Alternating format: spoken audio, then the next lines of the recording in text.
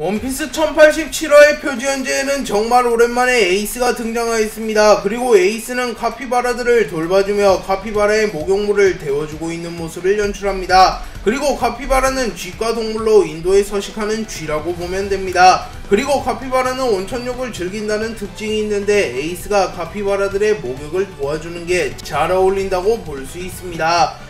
이무는 오로선과 코브라의 앞에 모습을 드러낸 이후 곧바로 허의 옥자에 착석하였고, 무가 이야기하고 싶은 건 두 가지, 듣고 싶은 게 하나 있다 코브라 라고 말하며 코브라에게 질문을 합니다. 그리고 코브라는 당신은 누구지? 이무라는 이름은 알고 있다. 우연이라고 생각하지만 최초의 20인 중에서도 라고 말하며 코브라도 이무라는 이름 자체는 알고 있으며 이무라는 사람은 과거 세계정부가 설립될 당시에 20명의 왕 중 한 명이라고 말합니다. 그렇게 이무는 과거부터 살아왔던 인물일 가능성이 높으며 천룡인들의 선조이자 20명의 창조주 중 한 명이라고 볼 수 있습니다. 그리고 이무는 떠보지 마라, 대답하지 않는다 라고 말하며 자신의 정체에 대해선 답을 해주지 못한다고 말합니다.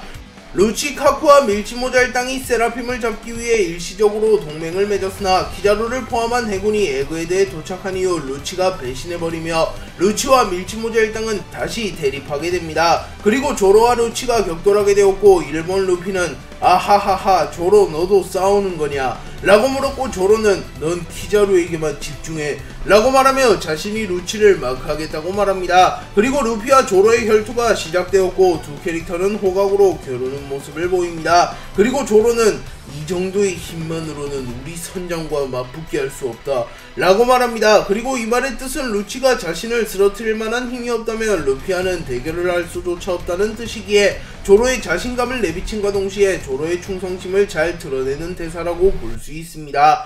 그리고 루치는 후후 그럴지도 모르겠군. 하지만 사왕이 인자를 죽이는 것만으로도 가치 있는 일이다 라고 말합니다. 그렇기에 루치는 루피에게 키자루를 맡겨두고 자신이 조로만큼은 확실하게 처리하려 한다는 것을 알 수 있습니다.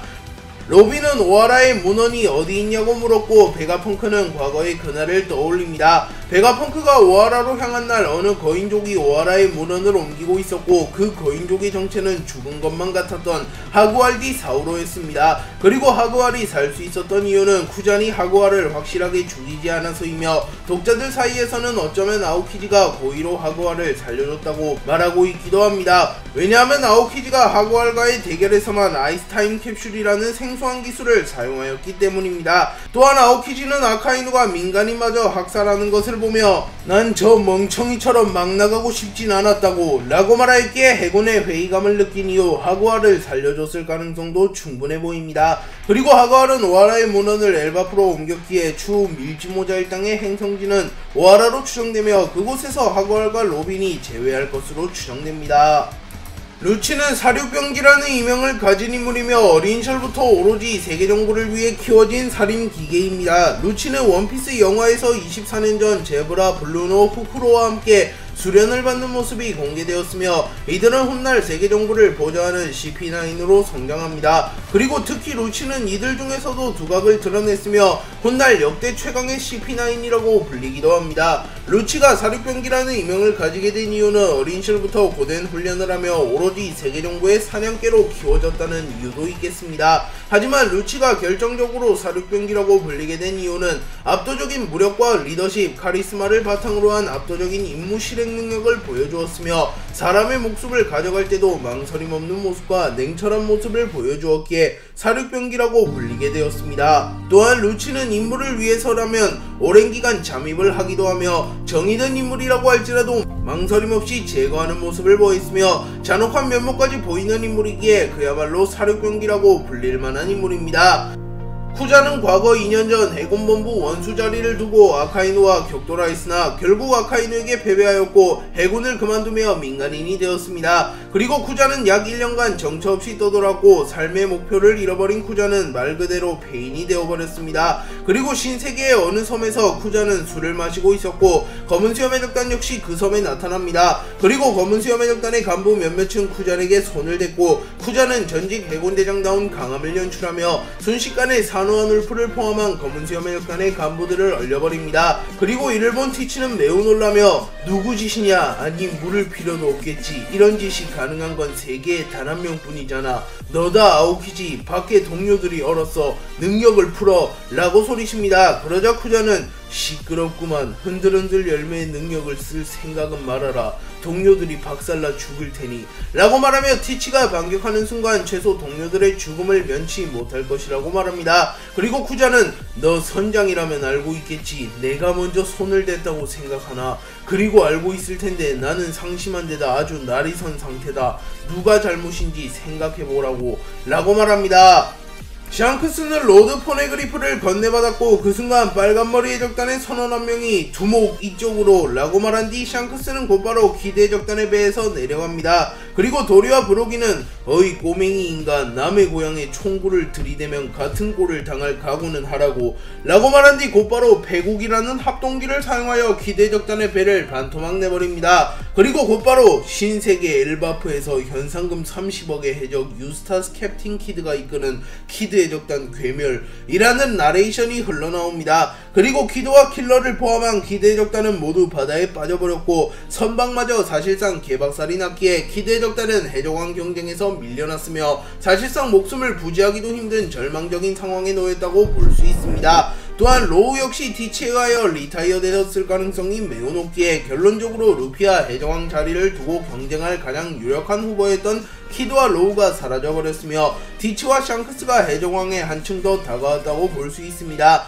그리고 공교롭게도 루피는 모든 상황을 쓰러뜨리겠다고 말했는데 현재 루피는 카이도우와 빅맘만을 잡아냈으며 그 당시 상황이었던 샹크스 티치만을 제압한다면 자신의 목표를 달성할 수 있게 됩니다.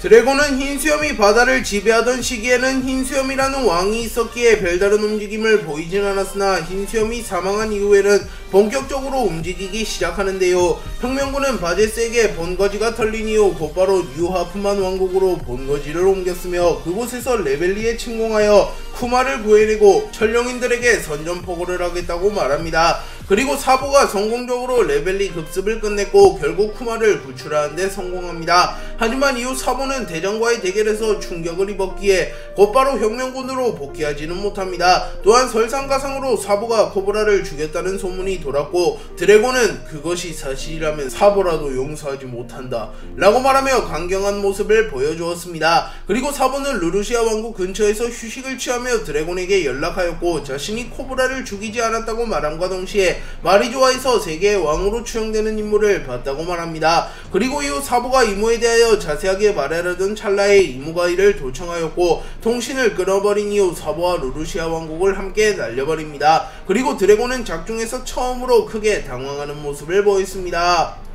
천룡인들은 오로성과 이무를 제외하면 대다수가 비슷한 외형을 하고 있습니다. 천룡인들은 인간들과 같은 공기를 마시기 싫다는 이유로 마치 스폰지밥에 다람이가 떠오르는 특수한 마스크를 쓰고 다닙니다. 또한 천룡인들은 특수 제작한 옷을 입고 다니며 이 옷은 마치 우주복과 비슷하게 생겼습니다. 그리고 천룡인은 남녀노소 똑같은 머리 스타일을 하고 있는데요. 천룡인들은 머리를 말아서 위로 올려 고정을 시켜놨으며 머리의 끝부분을 마치 돌고래 꼬리처럼 해놨습니다. 그리고 이들이 이러한 머리 스타일을 한 이유가 자세하게 드러나진 않았으나 과거 800년 전에 천룡인들의 선조조차 이러한 머리 스타일을 한 것처럼 묘사되었기에 천룡인들이 특수한 머리 스타일을 한 데에는 어떠한 이유가 존재할 것으로 추정됩니다. 다만 오로성은 천룡인임에도 불구하고 머리 스타일이 자유분방한 것을 보면 천룡인들은 선천적으로 특이한 머리 스타일을 지닌 것이 아닌 후천적으로 특이한 머리 스타일을 고수함을 알 수 있습니다. 물론 오로성의 간디는 머리가 아예 없기에 돌고래 꼬리컷을 하고 싶어도 할 수가 없습니다.